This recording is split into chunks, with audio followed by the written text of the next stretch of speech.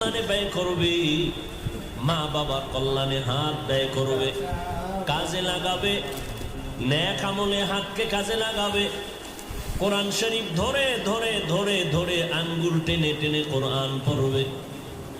বান্দা এই হাতটাকে আলেমের বিরুদ্ধে ফেসবুকে ব্যবহার করেছে। আল্লাহ বলবেন, চোখ, তোমাকে যে ডিউটি করার জন্য দিয়েছি সেই ডিউটি পালন হয়েছে কিনা বলবে না। এই চোখ আল্লাহ দিয়েছেন মা বাবারে দেখবা সওয়াব,